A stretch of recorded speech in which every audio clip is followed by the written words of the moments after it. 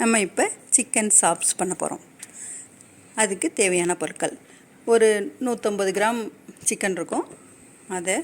அது கூட நம்ம அரை ஸ்பூன் மிளகாய் பொடி, மிளகு பொடி, ஜீரகப்பொடி, சோம்பு பொடி, கொஞ்சம் இஞ்சி பூண்டு பேஸ்ட்டு, கொஞ்சம் போல் உப்பு இதில் சேர்த்து போட்டு அரைச்சாச்சு. இப்போ நம்ம எப்படி பண்ணலான்னு பார்க்கலாம் வாங்க. நம்ம அரைச்சி வச்ச சிக்கனை சும்மா கையில் வச்சு லேசாக அப்படி அமுக்கி இந்த மாதிரி தட்டி வச்சுருக்கோம். இதை இப்போ எண்ணெயில் போட்டு எடுக்க போகிறோம்.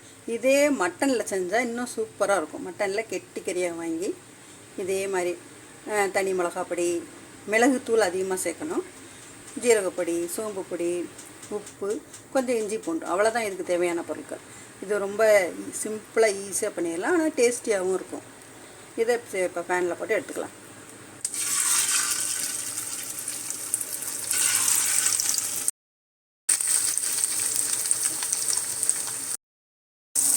இப்போ இதை திருப்பி போட்டுக்கலாம்.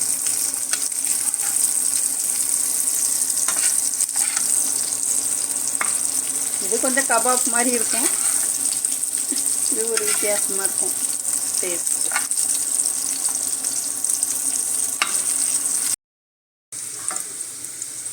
இதுக்கு ரொம்ப எண்ணெயே தேவைப்படாது. 2 ஸ்பூன் தான் ஊற்றணும். அதுலேயும் இந்த எண்ணெய் இருக்குது, அவ்வளோதான். இது வெந்துருச்சு. இது எண்ணெய் எடுத்துக்கலாம்.